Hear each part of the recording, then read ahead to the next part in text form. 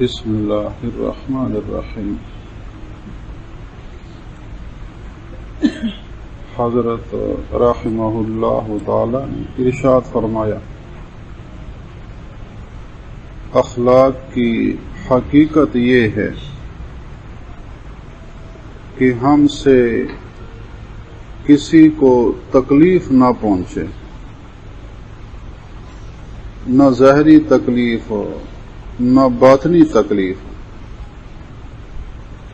نہ اس کے موجود ہونے کے وقت ہو اور نہ ہی غائب ہونے کے وقت۔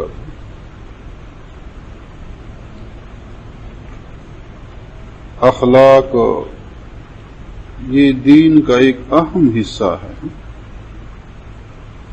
اپنے اخلاق کی درستگی، اپنے عادات کی درستگی، یہ دین کا اہم حصہ ہے۔ آپ صلی اللہ علیہ وآلہ وسلم نے ارشاد فرمایا، انما بعثت لأتمم مکارم الاخلاق، مجھے اس لیے بھیجا گیا ہے تاکہ اچھے اخلاق کی تعلیم دوں، اچھے اخلاق کی تکمیل کروں، کہ اپنی امت کو اچھے اخلاق، اچھی عادات، اچھی سیرت سکھلاؤں۔ یہ مقصد ہے میری بعثت کا۔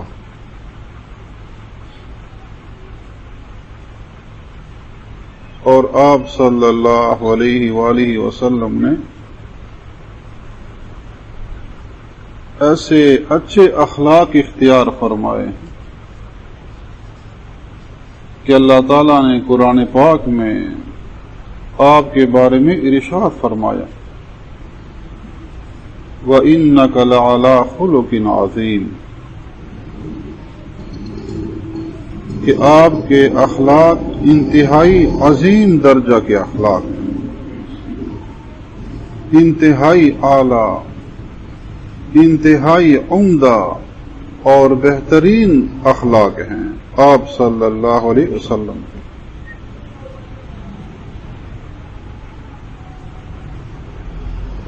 اور آپ صلی اللہ علیہ وآلہ وسلم کی سیرت طیبہ کا مطالعہ کرنے سے معلوم ہوتا ہے کہ آپ کے اخلاق اتنے اعلیٰ تھے کہ مخالفین سے بھی اچھا برتاؤ کیا کرتے تھے۔ جو اپنے ماننے والے تھے، اہل اسلام، صحابہ کرام، اپنے متعلقین تھے، ان سے تو اچھا اخلاق رکھتے ہیں۔ جو مخالفین ہوتے، دشمن، تکلیف پہنچانے والے، ان کے ساتھ بھی حسن سلوک سے پیش آیا کرتے تھے۔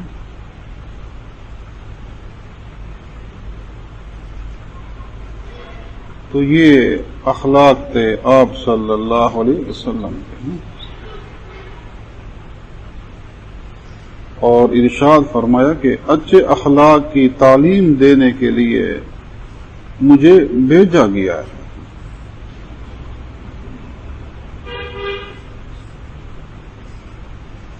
تو اخلاق کی حقیقت یہ ہے، فرمایا کہ ہم سے کسی کو تکلیف نہ پہنچے، ہم دوسروں کے لیے ایذا کا ذریعہ، تکلیف کا ذریعہ نہ بنے۔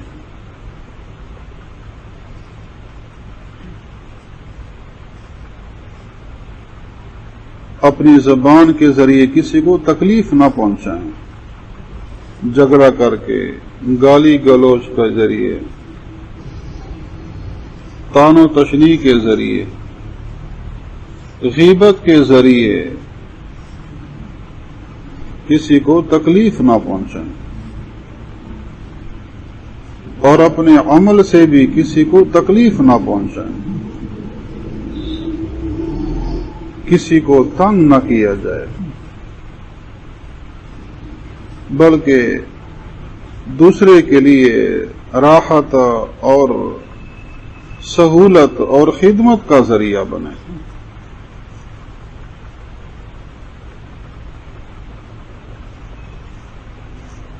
اور یہ صفت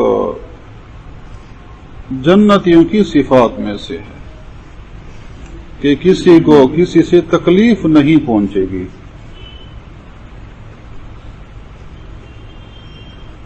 جنت کے بارے میں ہے بہشت آنجا است کہ آثار نباشد کسے رابع کسے کارے نباشد۔ جنت ایسی جگہ ہے وہاں کسی کو کسی سے تکلیف نہیں پہنچے گی، ہر ایک دوسرے سے راضی ہوگا، خوش ہوگا۔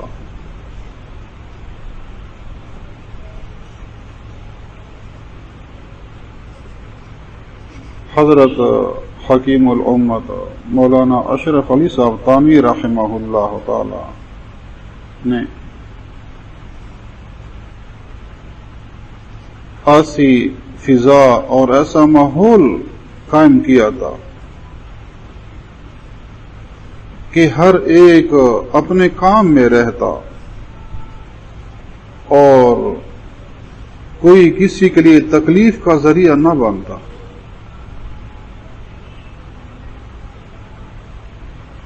حضرت خواجہ عزیز الحسن مجذوب رحمہ اللہ تعالی نے اس ماحول کو دیکھ کر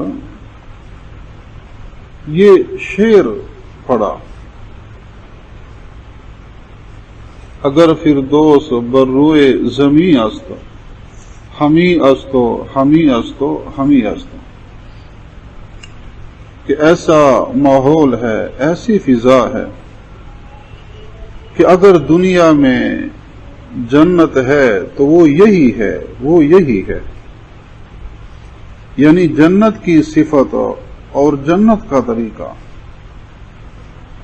کہ ہر فرد دوسرے کے لیے راحت کا ذریعہ ہے، خدمت اور ہمدردی کا ذریعہ ہے، اور کوئی کسی کے لیے تکلیف کا باعث نہیں بنتا۔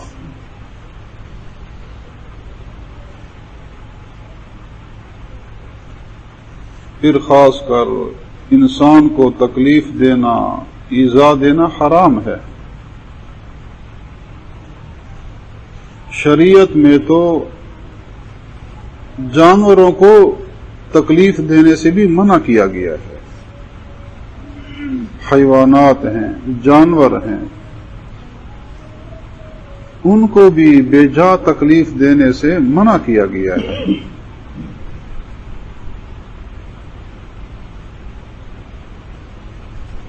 آپ صلی اللہ علیہ وآلہ وسلم نے ارشاد فرمایا، لا تتخذوا ظہور دوابکم منابرا، اپنے جانوروں کی پشت کو ممبر نہ بنایا کرو۔ ممبر جس پر بیٹھ کر واعظ کہا جاتا ہے، بیان کیا جاتا ہے، تو جانور کی پشت پر بیٹھ کر لوگوں سے واعظ کہے، اس سے منع فرمایا کہ وہ جانور پابند رہے گا، جب تک آپ بیٹھے ہیں تو وہ پابند رہے گا،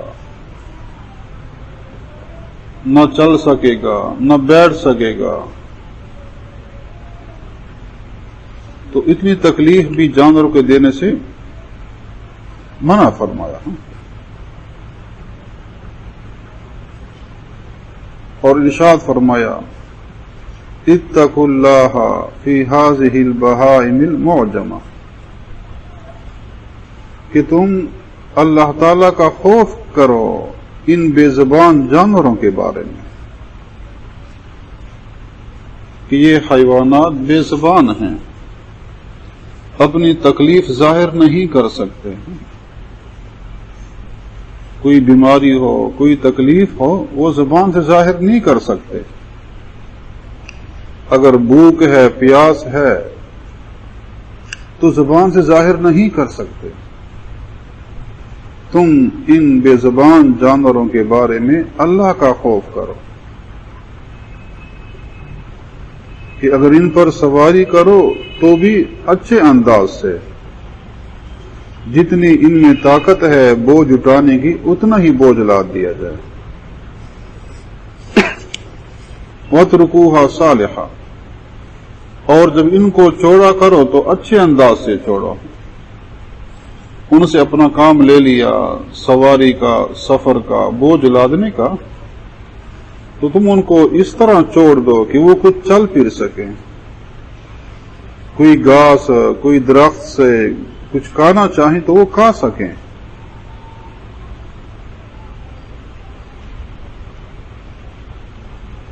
اور ارشاد فرمایا کہ جب تم سفر کرو تو جانوروں کا ان کا حق دے دیا کرو۔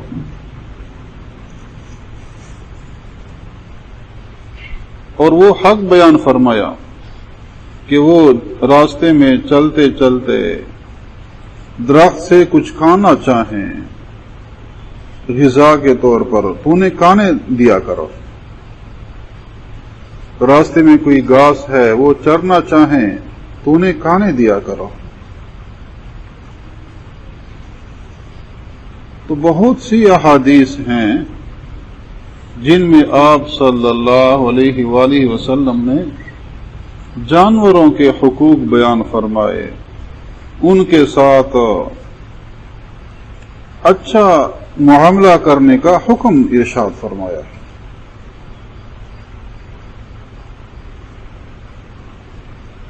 تو انسان تو اشرف المخلوقات ہے، جب ایک جانور کو تکلیف دینا جائز نہیں تو انسان کو تکلیف دینا یہ تو حرام میں داخل ہے۔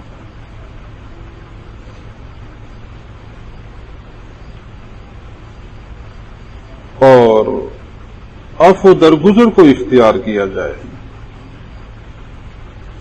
یہ اللہ تعالی کے ہاں اچھی صفت ہے۔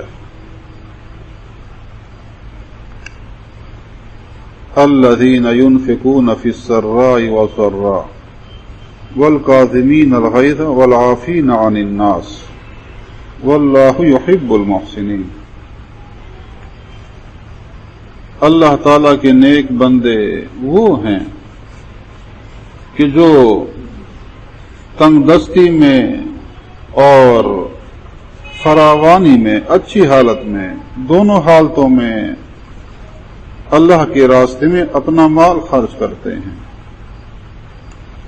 اپنے غصے کو پی جانے والے، ختم کر دینے والے ہیں، اور لوگوں کو معاف کرنے والے ہیں۔ فرمایا کہ یہ اللہ تعالیٰ کے پرہیزگار بندے ہیں، متقی لوگ ہیں۔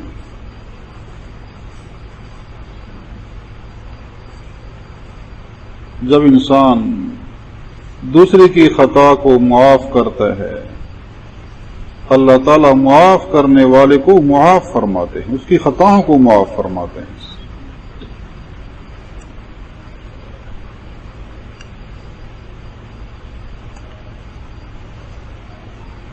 حسن بصری رحمہ اللہ تعالی، ان کا واقعہ ہے، اور مختلف حضرات کے بارے میں یہ واقعہ ہے۔ ان کا ایک خادم تھا، ان کی خدمت کر رہا تھا۔ خدمت کرنے کے دوران خادم نے کوئی کوتاہی کی،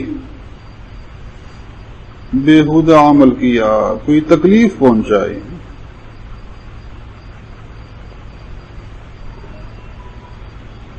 تو حضرت حسن بصری رحمہ اللہ تعالی انہیں غصہ آیا،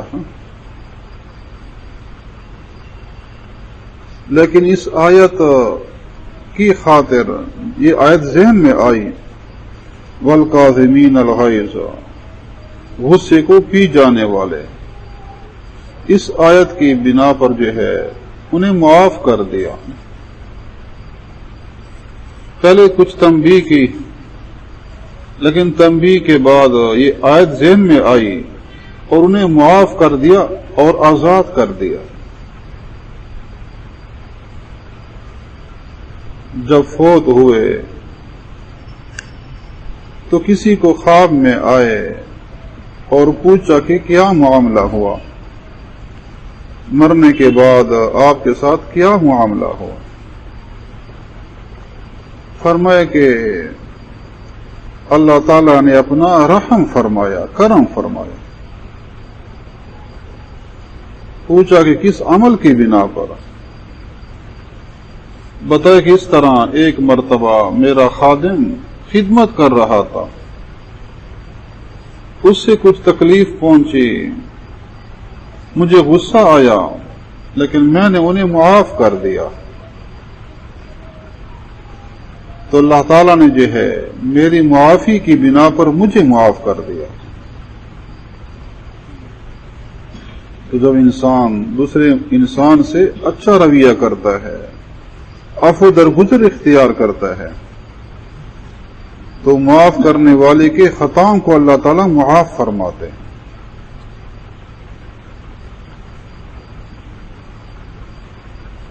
تو اخلاق کا جو ہے اخلاق کی حقیقت اصل یہ ہے کہ آدمی کسی کے لیے تکلیف کا باعث نہ بنے. جتنی بلائی ہو سکتی ہے، خیر ہو سکتی ہے، ہمدردی خدمت ہو سکتی ہے، وہ کرے، لیکن کسی کے لیے شر کا ذریعہ، تکلیف کا باعث نہ بنے. کہ دوسرے کو تکلیف دینا در حقیقت اپنے آپ پر ظلم کرنا ہے. تکلیف دینے سے اپنی نیکیاں ضائع ہوں گی، تکلیف دینے سے اپنے نیک اعمال جو ہے وہ رائے گاں ہو جاتے ہیں.